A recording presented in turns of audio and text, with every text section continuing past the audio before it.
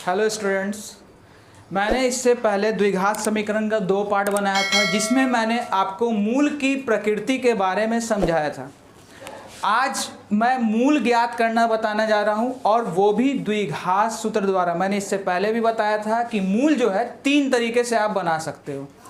तो आज मैं आपको पहला प्रोसेस बताने जा रहा हूं, द्विघात सूत्र द्वारा मूल ज्ञात करना, और इसके बाद मैं एक्सरसाइज 4.1, 4.2, 4.3 लगातार बनाता रहूँगा जो कि आपको आसानी से समझ में आएगा। देखिए, आज हम सीखने जा रहे हैं द्विघात सूत्र द्वारा मूल ज्ञात करना। तो देखिए, उसका पहले फॉर्मूला देख लीजिए आप लोग। x का formula -b plus minus √d/2a, ये द्विघात सूत्र का फॉर्मूला है। हाँ, इसको एक तरीके से और भी शो कर सकते हैं, जैसे कि देखिए √b² minus 4ac -b plus minus √b² -4ac बटा 2a। देखिए, ये दोनों फॉर्मूला है एक ही। पहले मैं इस पे बताता हूँ, ठीक है। चाहता तो इस पे भी बता सकता था, लेकिन कुछ टॉपिक है जिसके वजह से मैं इसको पहले बताने जा रहा हूँ। तो वीडियो को स्टार्ट करते हैं, देखते हैं क्वेश्चन। देखिए, हमको मूल ज्ञात करना है, ठीक है। क्या ज्ञात करना है? मूल ज्ञात करना है। तो मूल क्या है वो मैं आपको लास्ट में बताऊंगा, ठीक है। अगर आपने मेरी पार्ट 1 पार्ट 2 नहीं देखी है तो पहले उन दोनों को देख लें और इस फॉर्मूले को पहले आप लोग नोट डाउन कर लेंगे। तो चलिए हम स्टार्ट करते हैं क्वेश्चन को। देखिए, सबसे पहले हम लोग विवेचक निकालेंगे d, ठीक है। a का वैल्यू 2, b का वैल्यू -1, c का वैल्यू 1/8, ठीक है। इसके बाद हम लोग विवेचक निकालते थे d बराबर b² माइनस 4ac। तो देखिए, b का वैल्यू आपको दिख रहा होगा -1 का होल स्क्वायर, 4 × 2, c का वैल्यू 1/8।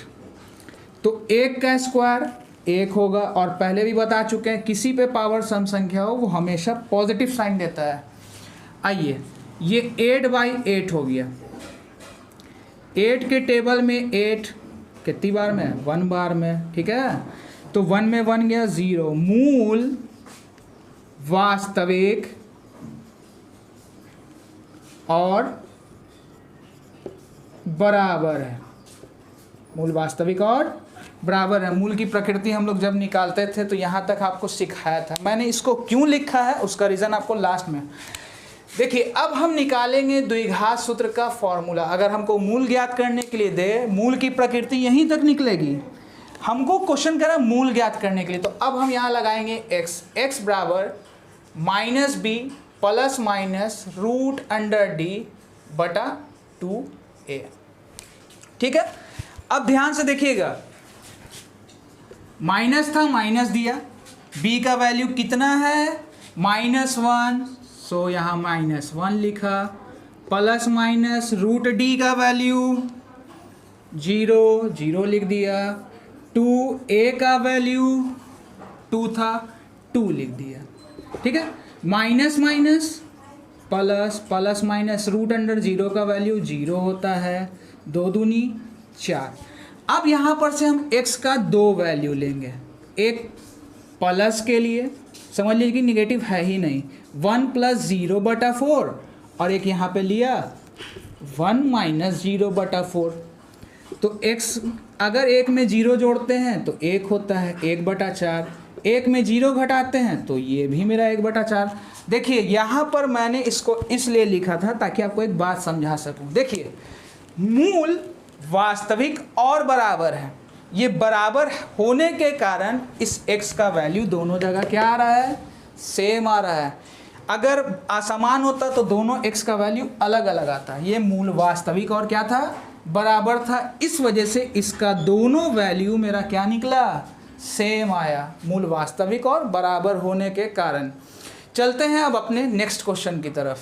चलिए देखिए, अगला क्वेश्चन है √3y² + 11y + 6√3, ठीक है। एक आध क्वेश्चन रूट पे भी बताना ज़रूरी था। देखिए, a का वैल्यू √3, b का वैल्यू 11, c का वैल्यू 6√3, ठीक है। अब हम लोग फिर d निकालेंगे।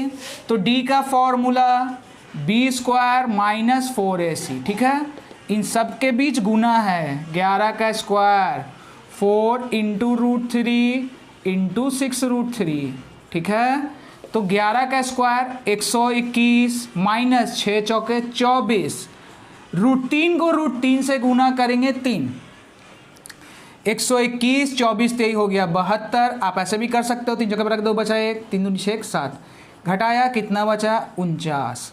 ये जो 49 आया तो मेरा जो मूल निकलेगा वास्तविक और असमान, वास्तविक और असमान। मूल की प्रकृति पूछेगा तो आपको यहाँ लिखना है, मूल ज्ञात करने को बोल रहा है। क्या बोला है? मूल ज्ञात करने के लिए। आप यहाँ पे मत लिखेगा, लेकिन मैं यहाँ लिख रहा हूँ आपको एक बात समझाने के लिए। मूल वास्तविक और असमान है, ठीक है। आइए अब हम लोग द्विघात का फॉर्मूला लगाएंगे, -b प्लस माइनस √d/2a। यहाँ पर हम x नहीं लिखेंगे, यहाँ क्या लिखेंगे? y। क्यों? क्योंकि हम लोग यहाँ y का वैल्यू पता कर रहे हैं। उससे पहले वाले क्वेश्चन में x था, यहाँ क्वेश्चन में y था। सीधी सी बात, यहाँ अगर z रहेगा दोनों तरफ, आप यहाँ z बैठा लोगे, ठीक है। चलिए, माइनस था, माइनस दिया, b का वैल्यू देखते हैं 11 है, 11 रख दिया, प्लस माइनस d कितना है 49 49। 2a का वैल्यू आप देख लीजिए कितना है √3 रख दिया, -11 प्लस माइनस √49 यानी कितने का वैल्यू,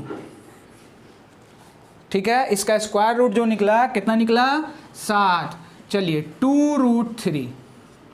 अब हम यहाँ से पार्टीशन करेंगे, एक बार प्लस के लिए एक बार माइनस के लिए। देखिए -11 प्लस 7/√3, 2√3 कितना है 2√3।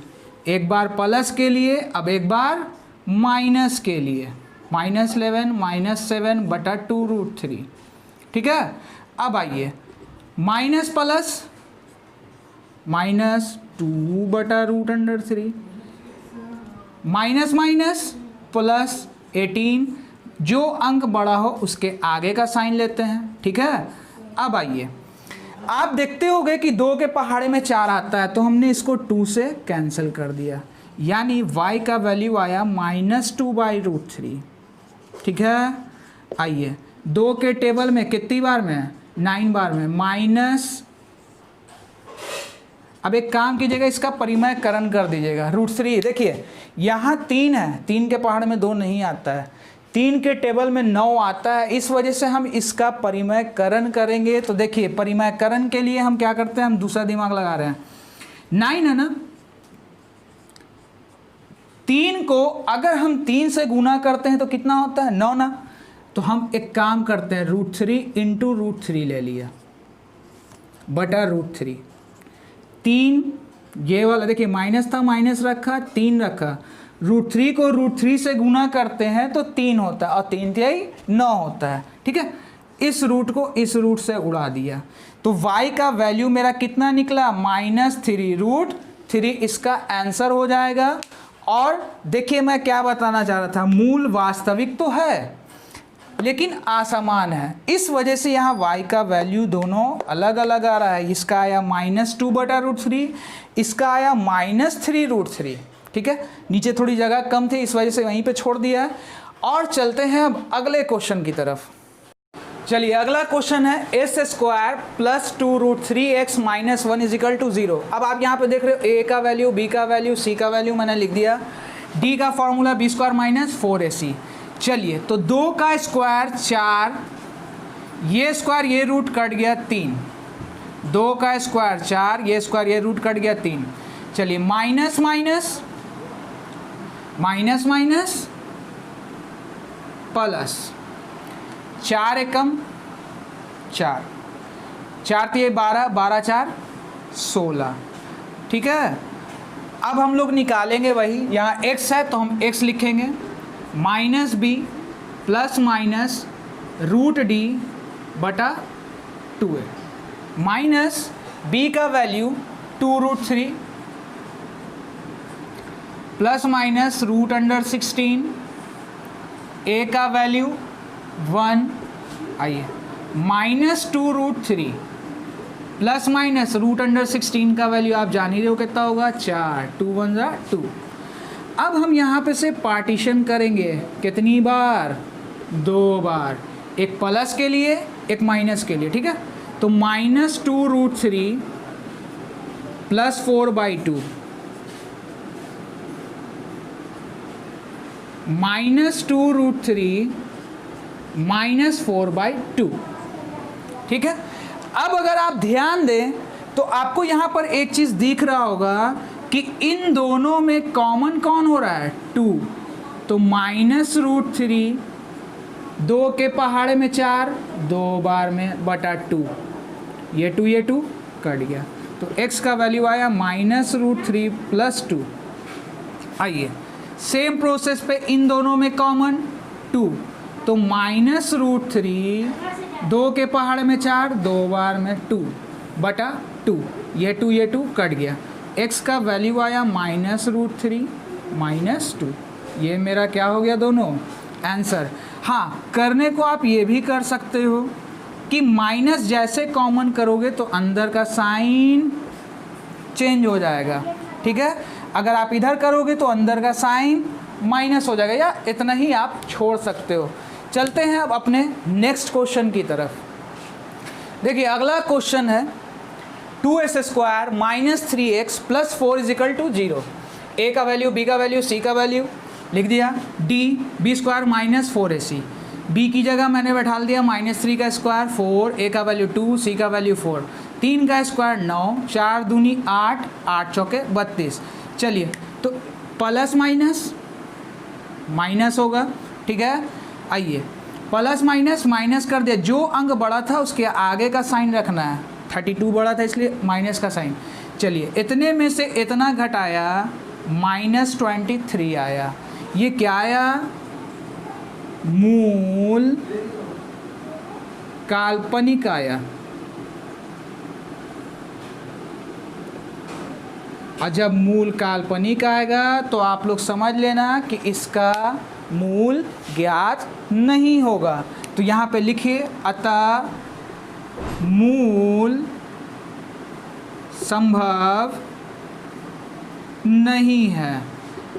मूल आप तभी ज्ञात कर सकते हो जब वास्तविक और बराबर हो, वास्तविक और असमान हो। जब भी मूल काल्पनिक आएगा, निगेटिव आएगा, तो हम उसका मूल नहीं ज्ञात कर सकते हैं।